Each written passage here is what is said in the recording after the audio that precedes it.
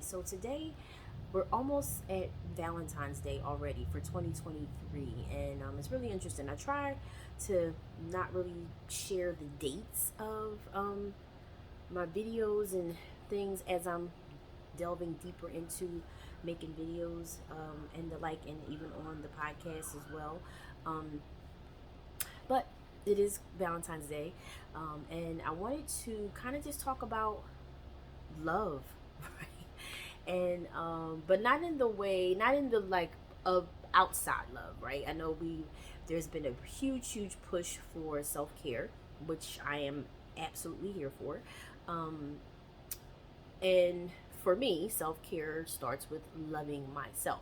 And so a few years ago, um I was listening to probably a podcast or somebody's audio, something. I might have been watching a video, I don't know, but I was watching something. And no, it was definitely a podcast, and it had video as well. Anyway, watching a podcast, listening to a podcast, and the guest on the podcast just talked about um, therapeutic writing, right? And so, they weren't they were not a therapist, but they spoke about how writing is therapy. And so now I've kept a journal for myself for over 20 years now. And I got my first, I mean, I had journals when I was a kid, but I don't think that, we called them diaries back then. But I didn't really take it serious. It was just something, to have. But when I turned, not even when I turned, when I joined the military and I graduated from boot camp, my mother gave me a journal as a gift for graduation. And it was absolutely, at the time I didn't think about it, but it was absolutely on point because my very first duty station was over in Korea. So during that time, it was very lonely. I was alone a lot, especially in the beginning of my tour there in Korea. And so I journaled a whole lot during that time and then after. And so it also became just a part of what I did. Now, I don't do it back then and throughout parts of my life. I didn't journal as often as I would have liked, but over the years, especially when I had my first child, and then when I decided to do my business full time, I began to journal even more. And so, with journaling, I agreed that, wow, I never thought about writing being therapy, but I could understand how therapeutic writing could be. And so, a few years ago, 2 years ago, actually, 3 years ago now, I wrote myself a love letter, right? And it was in February of 2020. And so I wanted to share that love letter and then maybe even give a little bit of perspective of where I was coming from, or maybe not, maybe just reading the love letter could be enough. I don't know. I'm just kind of freeballing this video or this share just because I don't know, but we'll see. So it was February 1st, 2020, love letter to myself.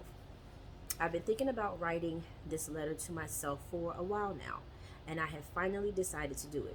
There's so many things I want to say to myself, but not sure how to put it into words. So please excuse me if a lot of this is really in third person and not first person.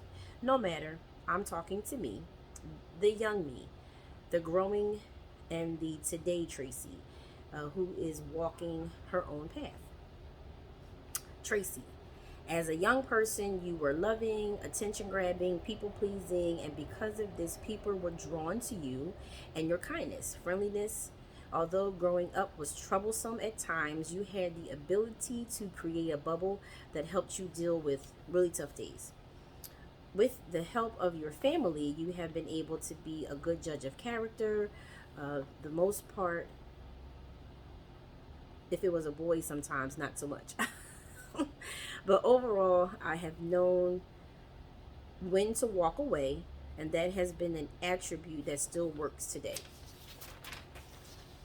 Tracy, I want to apologize to you for all the times I didn't. Oh, wait, make sure. Okay, yeah. All right, Tracy, I want to apologize for you for all the times I didn't allow you to speak up, or making you believe the only way to speak up was with the violence to people who may have loved you or they didn't know how to love. I want you to know that I am proud of who you have always been and the decisions that you have made, although not easy, but your decisions nonetheless. I am sorry for not always believing in you as much as I may have believed in someone else, or not allowing you to fully dream because I thought we were not worthy of that life, that love, that opportunity, that experience, that forgiveness, that position, or anything else we deserved not meant for us. Or excuse me, anything else we deemed not meant for us. I'm sorry for thinking that everything has to be hard. Wow. I'm sorry for thinking that everything has to be hard. It is for me. All right. I'm sorry for thinking that everything has to be hard. It is for me. And I have to get someone else's approval in order for me to truly accept. As we become the Tracy we have always been meant to be, I am to thank you for becoming accountable, working on self, exploring self-care, forgiving me, my mistakes, big and small, and and learning to love you the way others love you. No judgment, seeing your best qualities first, seeing within a love mirror, and accepting open arms. Tracy, I love you. I love your laugh, your passion, loud talking, sometimes forgetting the point, your love of music and how you allow it to move you. I love your fight, your motivation for others, for yourself and others. I love the mom you're becoming and the wife you are. Lastly, love you first, forgive yourself, and continue to become the bold, wonderful woman you have always been meant to be on your terms. Lovingly, Tracy Lee. I kind of held back some tears a little bit. But yeah, so that was my love letter that I wrote to myself 3 years ago now in February with the, Valentine's Day commercializing that they do. And so, yeah, it's really nice to just go back and read it.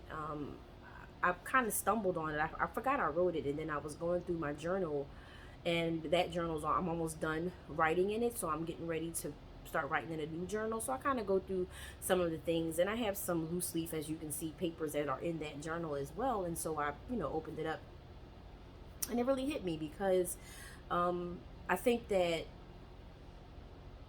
over the years of just growing up and realizing let me just say this. One of the things that I realized over the years is that nobody's coming. I can't remember her name. I think it's Robin something. I don't know, but she has like a voiceover reel going around, and it says, "No one's coming. No one's coming to save you. No one's coming to."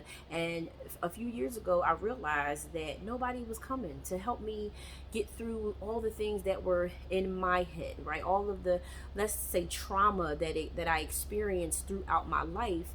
And so nobody was coming to fix that for me. As much as I think I wanted somebody to come save me, and maybe it was in a relationship, or maybe even a very close friend or my siblings or somebody to come and save me from situations or whatever the case may be. And now, don't get me wrong, growing up, my mother was a wonderful protector. She definitely saved me from a lot of situations, but I'm not talking about just in the child way. I'm talking even in my letter when I made my decisions that I made. I might have gotten it wrong and waited for somebody to come and save me, hoping that they could. And as I realized that I was my own superhero, and it was nobody else's job to come and save me from my own thoughts, from my own actions.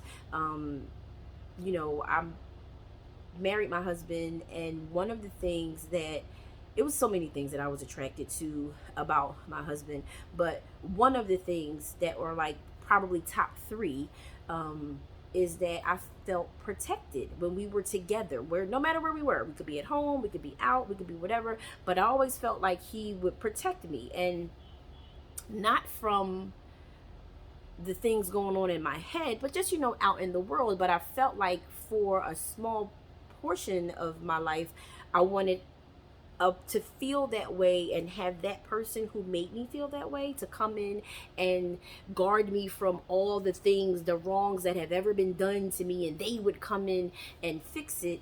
And again, I realized as I got older and just started to really do the self work that it wasn't their job to come and do that.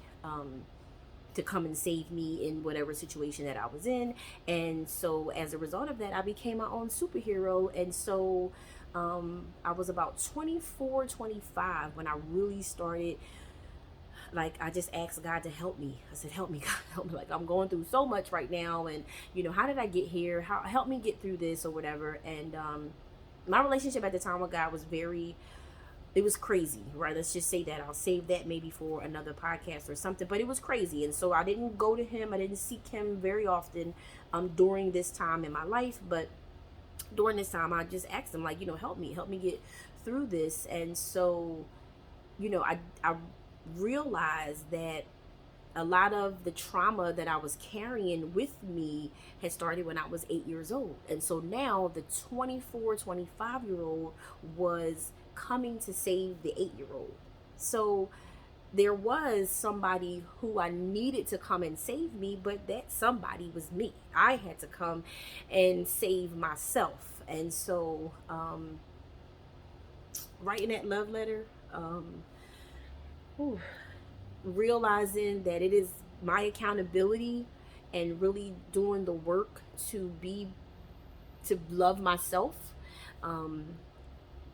it was all on me, right? And so I have to remind myself at times, especially now when I'm beginning a different part of my journey, and just going back to the letter, feeling like I'm not worthy of wanting the things that I want or doing the things that I want to do. That's a little different from, what the norm has been for me. And so I have to now get out of my own way in order to, make those things happen, and know that I'm allowed to want those things. I'm allowed to go after those things. And it doesn't always have to be hard. And I think that it's just crazy how,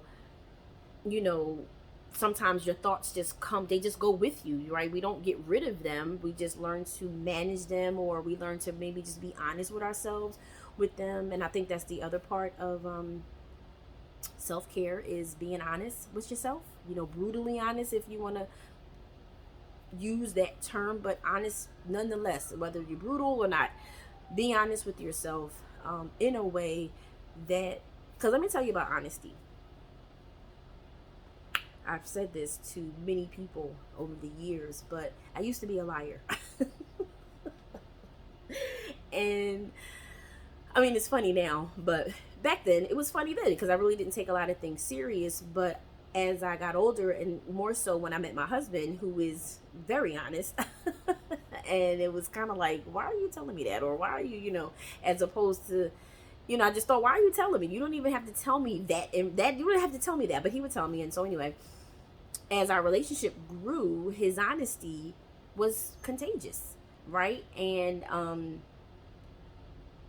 I was seeking to be more honest, but then being with someone who was honest, it was very contagious. And so being honest with myself in turn helped me to receive honesty better, right? And so even if someone's honesty was hurtful to me, or maybe wasn't even true, right? Their honesty could not even be true. Like, maybe they thought something, my intention may have never been that, but they thought, oh, well, okay, but that's honest for them. But I'm learning, and had learned, to not even take it personal, because that wasn't true.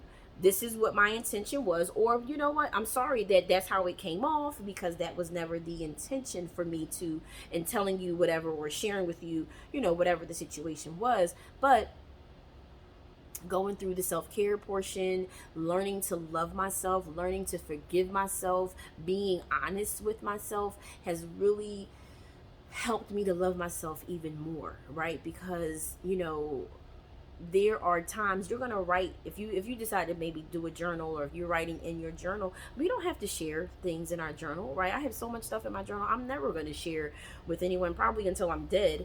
And that's just if they find it. But it's so many things that we personally share, or we personally know the story, we know what happened, and we don't have to you don't have to tell everybody every portion of the story, but be honest with yourself about the story. Be honest with what your intentions were in the story, right? Because sometimes you can do something can happen, and you're not even being honest about the intention behind it. And so now it's just a lie on top of lie, and you got to keep up with the lie, and all the things like that. But being honest with myself, more importantly, demonstrates to me that I love myself. And then as a result of that, my honesty with my friends and family, or anybody that's in my who's around me, are gonna get an honest answer from me. And hopefully, like it was from my husband to me, it becomes contagious, right? Because like I said, I believe that honesty is very contagious.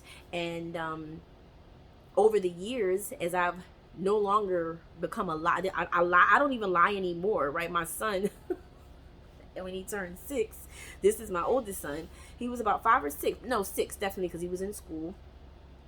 He asked me if Santa Claus was real, and I told him no. Now I was gentle with him, and he was allowed. He's older now, so he doesn't really, he gets it, right? He knows what it is and what it ain't, and he has younger siblings. But even in that, I told him the truth that I believe, right? Because you can say whatever you want, but he was honest. And so he was still allowed to celebrate Santa. He could go take pictures with Santa. He could even ask Santa for his gifts. But I didn't want to just start lying to him about nothing, right? That's nothing. Once you get older, you'll get over that, Santa's not real. But even in that, a moment that you could have just said, oh yeah, Santa's real, I didn't lie. And that was something that I would have easily lied about, because I wanted him to keep the nostalgia. And that's the thing, that's the intention behind it. Why would you want to? Now, like I said, you tell your children what you want to tell them, but something, I'm using this as an example, something like your child asking, is Santa real or not, and you telling them yay or nay. Nay would be because you want to be honest. Yay, you would ask yourself, well, why would you keep that lie going? Do you want to keep the mystique of Santa? And that's fine. But now you can understand what I mean about the intention, about, being honest. I know a lot of times when I lied younger, not about something trivial, I would lie because I didn't want to be the bad guy.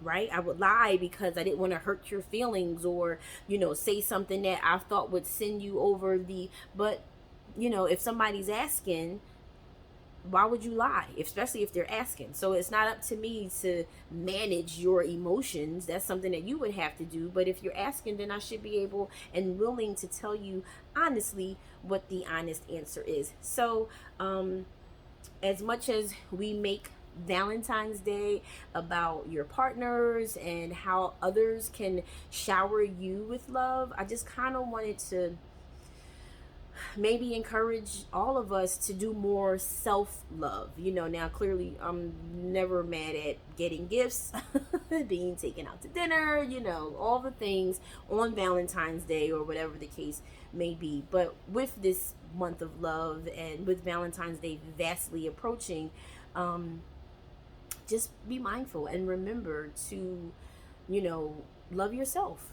Be honest with yourself. Be open with yourself. And, who knows where that will take you? Who knows what therapy that will bring for you, or whatever the case may be. And, maybe if you're not journaling, maybe you could journal yourself a love letter that you can come back to every so often and see how you've grown, and maybe how you've been able to maybe forgive yourself or incorporate more forgiveness for yourself or incorporate more worthiness for yourself, or whatever it is that you could have been struggling, whatever you're struggling with today, maybe it will be better in the future, so that when you look back on it, you can, although get misty eyed, not still feel like you're in that same place. So thank you for joining me. I will see you on the next episode. And yeah, that's it. Have a good one.